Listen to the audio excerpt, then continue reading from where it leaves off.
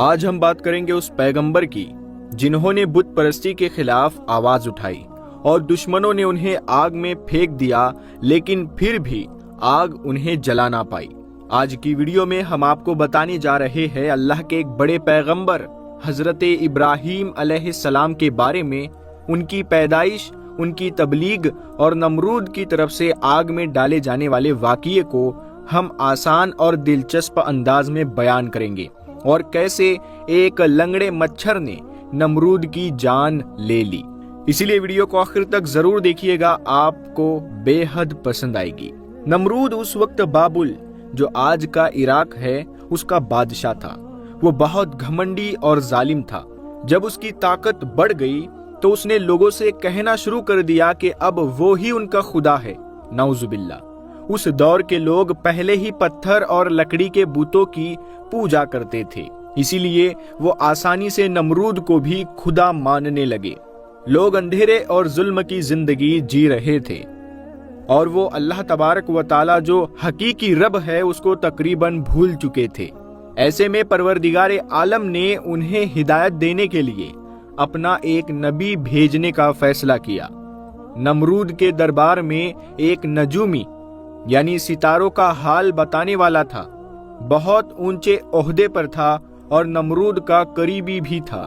ایک دن اس نے نمرود سے کہا، اگر آپ اجازت دے تو میں ایک اہم بات کہنا چاہتا ہوں۔ نمرود نے کہا، بولو۔ نجومی نے بتایا، آپ کی سلطنت میں ایک بچہ پیدا ہونے والا ہے جو بت پرستی ختم کر دے گا، لوگوں کو سچے دین کی طرف بلائے گا اور آپ کی حکومت کا انت کر دے گا۔ یہ سن کر نمرود ڈر گیا۔ اس نے ترنت اپنے دربار کے اور نجومیوں سے رائے لی اور سب نے اس بات کی تصدیق کی۔ پھر غصے میں آ کر نمرود نے حکم دیا کہ مرد اور عورتوں کو الگ کر دیا جائے تاکہ کوئی بچہ پیدا نہ ہو سکے، اور اگر کوئی بچہ پیدا ہو تو اسے مار دیا جائے۔ اس کا حکم سنتے ہی بابل میں پیدا ہونے والے بچوں کو قتل کیا جانے لگا۔ نمرود کو یہ غلط فہمی تھی کہ وہ اللہ کے فیصلے کو روک سکتا ہے۔ اسی بابل میں ایک نیک عورت تھی جن کا نام اتہاس کی کتابوں میں درج نہیں ہے۔ اس نیک عورت کو اس وقت گربھ تھا، یعنی وہ پیٹ سے تھی، لیکن اللہ تبارک و تعالی نے ان کے گربھ کے اثر کو لوگوں سے چھپا دیا۔ جب بچے کی پیدائش کا وقت قریب آیا تو نمرود کے ڈر سے وہ شہر سے باہر نکل گئی۔ انہوں نے ایک پہاڑی گفا میں پناہ لی۔ وہی اسی گفا میں انہوں نے ایک پیارے بچے کو جنم دیا، اور بچے کو دیکھ کر انہوں نے اللہ سے دعا کی، اے میرے اللہ، میں اپنے اس جگر کے ٹکڑے کو تیرے حوالے کر کے جا رہی ہوں۔ ان ظالموں سے اسے صرف تو ہی بچا سکتا ہے جو معصوموں کے خون کے پیاسے ہے۔ انہوں نے بچے کو پیار کیا، اسے چوما اور گفا کے منہ کو پتھروں سے بند کر دیا۔ پھر دل پر پتھر رکھ کر واپس شہر لوٹ گئی تاکہ کسی کو شک نہ ہو۔ اگلے دن وہ چپ چاپ اسی گفا میں بچے کو دیکھنے گئی۔ جب اندر پہنچی تو حیران رہ گئی۔ بچہ بالکل صحیح سلامت تھا اور وہ اپنے انگوٹھے کو چوس رہا تھا۔ اللہ کی قدرت سے اس انگوٹھے سے دودھ نکل رہا تھا۔ یہ بچہ کوئی اور نہیں بلکہ اللہ کے نبی حضرت ابراہیم علیہ السلام تھے۔ اللہ تعالیٰ نے حضرت ابراہیم علیہ السلام کے انگوٹھے میں دودھ پیدا کر دیا تھا۔ وہ اسی دودھ سے پلتے رہے۔ اللہ نے انہیں اتنی سمجھ اور طاقت دی تھی کہ جتنا ایک بچہ ایک مہینے میں سیکھتا ہے وہ ایک دن میں سیکھ لیتے تھے۔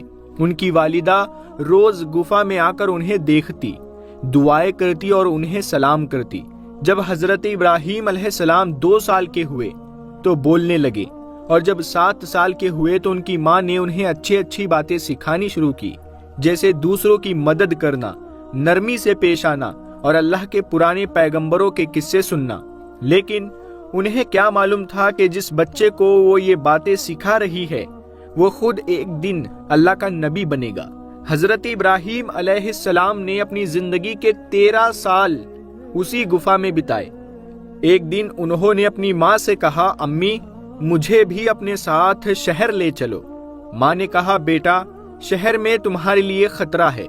لیکن ایک رات حضرت ابراہیم علیہ السلام چپ چاپ گفا سے نکلے اور شہر کی طرف روانہ ہو گئے۔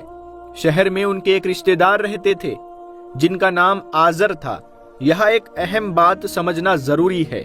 قرآن مجید میں آزر کو حضرت ابراہیم علیہ السلام کا باپ کہا گیا ہے، لیکن بہت سے علماء مانتے ہیں کہ آزر ان کے چچا تھے اور ان کے اصلی والد کا نام تارخ تھا۔ عربوں میں یہ عام رواج تھا کہ چاچا کو بھی باپ کہہ دیا جاتا تھا۔ کچھ علماء کا یہ بھی ماننا ہے کہ ہو سکتا ہے حضرت تارخ کے انتقال کے بعد آزر نے حضرت ابراہیم کی پرورش کی ہو، اسی لیے انہیں باپ جیسا سمجھا گیا۔ لیکن ایک بات پر زیادہ تر علماء کا اتفاق ہے کہ حضرت ابراہیم کے اصلی والد تارک تھے اور وہ مومن تھے۔ آزر لکڑی، پتھر اور مٹی کی مورتیاں بناتا تھا۔ وہ خود بھی ان کی پوجا کرتا اور لوگوں کو بھی بیچتا تھا۔ اس کا یہ کاروبار بہت پھیلا ہوا تھا۔ اس کے بیٹے بھی اسی طرح بتوں کی پوجا کرتے تھے۔ جب حضرت ابراہیم علیہ السلام گفا سے نکل کر شہر پہنچے تو اپنے چچا آزر کے پاس گئے۔ آزر نے انہیں بھی اپنے بیٹوں کی طرح بت بیچنے کا کام سونپ دیا۔ حضرت ابراہیم علیہ السلام نے ان بے جان بتوں کو رسی سے باندھا اور انہیں زمین پر گھسیٹتے ہوئے شہر کی گلیوں سے گزارے۔ وہ مٹی، کوڑے اور دھول میں لوٹتے جا رہے تھے۔ پھر انہوں نے آواز لگائی، اے لوگو آؤ، مجھ سے ایسے بت خریدو جو کچھ نہ سن سکتے ہیں اور نہ کچھ بول سکتے ہیں، اور نہ تمہیں کوئی فائدہ پہنچا سکتے ہیں، نہ ہی کوئی نقصان۔ حضرت ابراہیم علیہ السلام کا یہ انداز بت پرستی کرنے والوں کو بہت برا لگا۔ انہیں لگا کہ یہ تو ان کے خداؤں کی بے عزتی ہے۔ بات یہاں تک پہنچی کہ ان کے چچا آزر نے انہیں نصیحت دی۔ ایک دن حضرت ابراہیم علیہ السلام نے اپنے چاچا سے سیدھا سوال کیا، چچا جان، آپ ان لکڑی، پتھر اور مٹی کے بتوں کو کیوں بناتے ہیں؟ یہ کچھ نہ سن سکتے ہیں، نہ کچھ بول سکتے ہیں، نہ فائدہ دیتے ہیں، نہ نقصان پہنچا سکتے ہیں۔ آزر نے غصے میں کہا، کیا تم ہمارے خداؤں کی مخالفت کر رہے ہو؟ آئندہ ایسی بات زبان پر مت لانا، ورنہ تمہیں سزا ملے گی۔ اس کے بعد حضرت ابراہیم علیہ السلام نے سب لوگوں سے کھل کر کہا، نہ سجدے کے لائق نمرود ہے اور نہ یہ بے زبان بت۔ عبادت کے لائق صرف اللہ ہے، جس نے ساری کائنات کو پیدا کیا اور جو ہر چیز کا مالک ہے۔ حضرت ابراہیم علیہ السلام کا نام اور ان کا پیغام بہت تیزی سے پھیلنے لگا۔ لوگ ان کی باتوں کو غور سے سننے لگے اور دل سے ماننے بھی لگے۔ جب یہ باتیں نمرود تک پہنچی تو اس نے اپنے درباریوں سے پوچھا، یہ کون ہے جو میری ریاست میں ایسا ہنگامہ کھڑا کر رکھا ہے؟ درباریوں نے کہا، اس کا نام ابراہیم ہے، وہ آزر کے گھر میں جوان ہوا ہے۔ نمرود نے غصے میں کہا، اسے فوراً میرے سامنے حاضر کیا جائے۔ نمرود کے بھیجے ہوئے لوگ حضرت ابراہیم علیہ السلام کے پاس پہنچے اور انہیں دربار میں لایا گیا۔ نمرود نے ان سے پوچھا، اے نوجوان، تم جس خدا کی بات کرتے ہو وہ کون ہے؟ حضرت ابراہیم علیہ السلام نے جواب دیا، میرا رب وہ ہے جو زندگی بھی دیتا ہے اور موت بھی دیتا ہے۔ نمرود نے ترک کیا، یہ تو میں بھی کر سکتا ہوں۔ پھر اس نے ایک قیدی کو جسے سزائے موت مل چکی تھی اسے آزاد کر دیا اور ایک بے گناہ کو پھانسی دے دی۔ پھر گھمنڈ سے کہا، دیکھا، میں بھی جان لے سکتا ہوں اور زندگی دے سکتا ہوں۔ حضرت ابراہیم علیہ السلام نے فوراً جواب دیا، اگر تو سچا ہے تو جسے مار ڈالا ہے اسے زندہ کر کے دکھا۔ پھر فرمایا، میرا رب تو وہ ہے جو سورج کو پورب سے نکالتا ہے اور مغرب میں ڈبوتا ہے۔ اگر تو خدا ہے تو سورج کو مغرب سے نکال کر دکھا۔ نمرود سن رہ گیا، اس کے پاس کوئی جواب نہیں تھا، وہ شرم سے جھک گیا۔ یہ سب دیکھ کر حضرت ابراہیم علیہ السلام کی والدہ بولی، بادشاہ سلامت، مجھے اجازت دیجیے کہ میں ابراہیم کو گھر واپس لے جاؤں، وہ ابھی بچہ ہے، ناسمجھ ہے۔ آزر نے بھی کہا، میں ضمانت دیتا ہوں کہ اب ابراہیم کسی بت یا بادشاہ کی توہین نہیں کرے گا۔